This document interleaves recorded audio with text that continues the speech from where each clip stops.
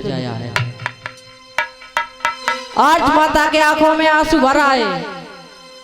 कृष्ण समझा रहे हैं कि हे बुआ, आप चिंता मत करो, वो समय आ गया जिसकी हम आप प्रतीक्षा कर रहे थे। तो माता कुंती रोकर के बोली कि हे कृष्ण, मैं जानती हूं कि तुम भगवान हो, लेकिन इस दुर्योधन ने मेरे साथ क्या नहीं किया, क्या मेरे बेटा के साथ नहीं किया। बात बात पर छल कपट इन्हें नीचा दिखाना चाहा। तो आज माता कुंती रोकर के बोली कि हे कृष्ण, क्या कह रही मैं तारी, क्या कह रही मैं तारी, बैरिया छोड़ समर में आए।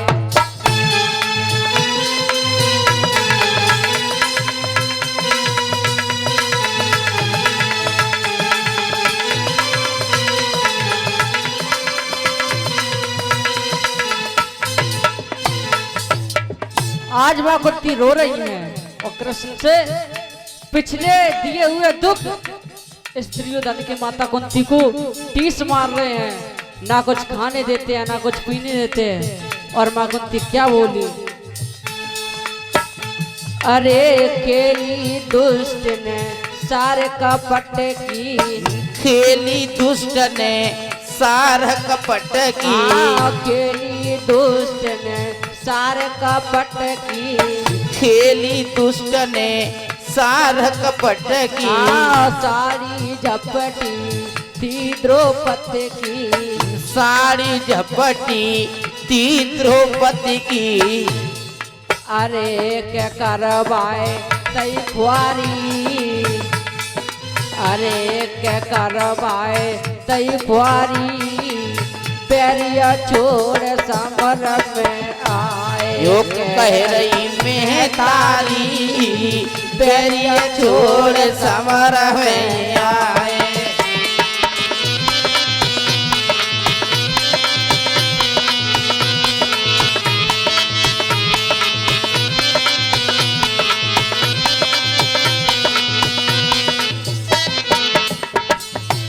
श्री सूर्य महाराज कहते हैं, हे सौन का देख, माता कुंती रो रही हैं। इसी दुर्योधन के दिए दुख माता कुंती को टीस मार रहे हैं। और क्या बोली माता के कृष्ण, वो दिन याद है। और क्या बोली माता के कृष्ण, वो दिन याद है जब इसी दुर्योधन ने अरे नौता करके परफंदा में, नौता करके परफंदा ने, नौता करके परफंदा में, नौता करके परफंदा ने, तारो भीम सैन गंगा में, तारो भीम सैन गंगा में। अरे क्या हिम्मत क्यों हारी, अरे क्या हिम्मत क्यों हारी, पैरिया छोड़ समर में आए। वो कह रही मैं तारी, पैरिया छोड़ समर में आए।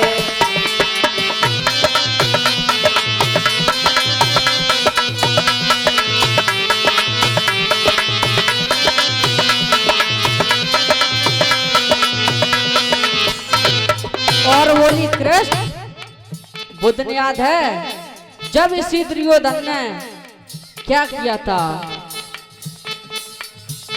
अरे बारू को जन महल बनायो, बारू को जन महल बनायो, बारू को जन महल बनायो, बारू को जन महल बनायो। दे दैया तरस नहीं खायो, दे दैया तरस नहीं खायो, दे दैया तरस नहीं खायो, दे दैया तरस नहीं खायो। अरे भीम सुन वलधारी। अरे भीम सुन वलधारी, बैरिया छोड़ समर में आए। ओ कह रही में तारी, बैरिया छोड़ समर में आए।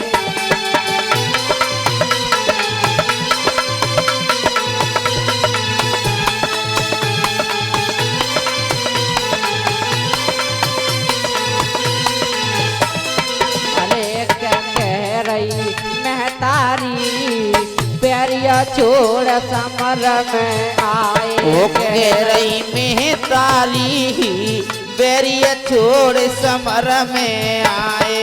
कह रही में तारी, बैरिया छोड़ समर में आए। इस तरह कहते कहते माँ कुंती का हिका बन गया और श्याम सुंदर ने अपनी बुआ को गोद में उठाया और अंदर शिविर में ले गए। समझा रहे हैं कि बुआ आप धैर्य रखो, वो समय दूर नहीं है, दुर्योधन का अंत अब दूर नहीं है, कुछ ही क्षण का और विस्तार है। आप ध्यान दीजिए, यहाँ से कथा थोड़ी मोड़ लेती है। आप ध्यान दीजिए, दुर्योधन उन तीनों से आज अलग होकर के अपने भवन के लिए जा रहा है। रात्रि का समय है, जिधर भी वो पैर रखता वो पैर लाशों के ऊपर पड़ता है। इतनी भी भूमि खाली नहीं थी, धरती आकाश खून से रंगीन हो चुका था। एक नाला बह रहा था खून का, उसकी पार पे जाकर खड़ा हो गया।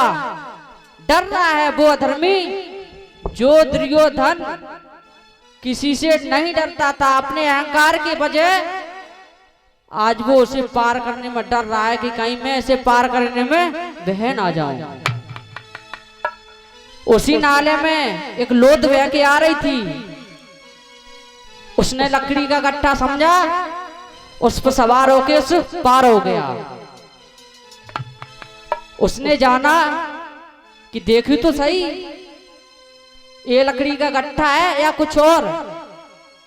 आज वो दुर्योधन ने उस लाश को खींचकर पार पे खड़ा किया, रखा, अपनी पीताम्बर से पहुंच के देख रहा, जिसके मुकुट में मणि उसका उजाला हो रहा था। तो उसने क्या देखा कि उसी का पुत्र रक्षकमर उसकी लाश पे वो पार हो गया था। तो आज उसने अपने दोनों हाथ जमीन पर मारे, करिए दुर्योधन तू अहंकार बस किसी के कुछ काम कर नहीं सका। आज मेरा पुत्र मर करके भी मेरी नौका बन करके आ गया। आज इतनी बार सोचते हुए अपने भवन के लिए जा रहा है, तो भवन में पहुंचा तो चोरों की तरह भवन में अकेला खड़ा है। उसकी पत्नी भानुमती जाग रही थी, क्योंकि अब आप ही लोग सोचियो, जिसका पति युद्ध में गया हो तो भला उसको कैसे नींद आ सकती है। तो उसकी पत्नी ने देखा कि सारा शरीर लथपथा रहा है, अंग कांप रहे हैं, सेना नहीं है पास में, पुत्र भी नहीं है, कोई भी नहीं है, अकेला खड़ा है चोरों की तरह नीचे गर्दन को करिए हुए। तो उसकी पत्नी भानुमती आज क्या बोली, कहो समर को हाल पत और एक ले गए आई, और प्राण मेरे घबरा रहे, मैं सच सच देऊ बताई। आज तुम्हारा शरीर देख के मेरा हृदय भी कांप रहा है। दासी कहे प्रीतम सुनो, बिगड़ो तुम्हारो अंग है, कहाँ कुमार का फौज है, कोई न आयो संग है। कहाँ पर तुम्हारे भ्रात सब, कहाँ द्रोणाचार्य प्रचंड है, देखो न कोई कोई पास में, क्यों कांप रही भुज दंड। इतना सुनते ही वो धर्मी क्या बोला कि मरे समर में सूरमा और बड़े बड़े बलवान, और लक्ष्य कुमार भी मर गया, सो तेरा सुतनाथ। आज कोई भी नहीं बचा है, अब तो मैं इकला ही हूं जो आपके सामने खड़ा हूं। आज वो भानुमति समझ गई कि मेरे पति ने अहंकार वश करके सबकी तो खा लिया, पुत्र भी नहीं बचा, भाई भी मर गए, गुरु भी मर गए, सारी सेना भी परास्त हो गई। अब दुर्योधन बोला, ये भानुमति मुझे प्यास लगी है, आप जाओ और शीघ्र मेरे लिए पानी लेकर के आओ। तो उसकी पत्नी भानुमति सोचने लगी कि जब इन्हें प्यास लगी होगी तो भूख भी लगी होगी। आज झट से गई, भोजन की थाली परोसी, आसन पे लगाया और कहा कि प्राणनाथ जल भी पीजिए और भोजन भी कीजिए।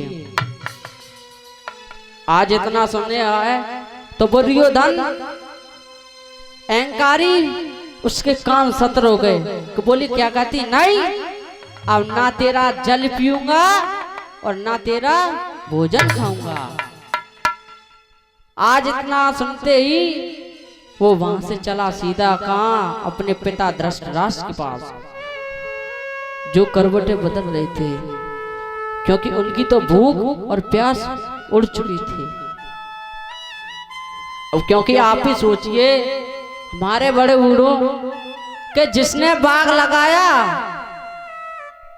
पानी सींचा और वृक्षों को बड़ा किया और अंत में कुड़ाली लेके खुद ही काट डाला, जिसमें से 99 वृक्ष कट गए, सिर्फ एक वृक्ष रह गया, उसके दिल पे क्या बीतती होगी। आज दुर्योधन पहुंचा, पिता को प्रणाम किया। दुर्योधन ने बोला, कौन बेटा? जी पिताजी। आ गए? हाँ पिताजी आ गया। क्या हुआ समर में? कौन मर गया, कौन जीवित रहा? बोले पिताजी मैं चाहता था कि हस्तिनापुर को राष्ट्र में पांडवों को मार करके, लेकिन मैं ऐसा नहीं कर सका। आज मेरे भाई भी मारे गए, मेरी सेना भी मारी गई, मेरे गुरु भी मारे गए और मेरी औलाद भी मारी गई। इतना सुनते ही धृतराष्ट्र ने कहा कि अरे दुर्योधन, मैंने तो एक बार नहीं 1,00,000 बार समझाया था, या तू मेरी बात मान जाता ना तो आज ये दिन देखने के लिए नहीं आता। या तू अपनी माता गंधारण की भी बात मान ली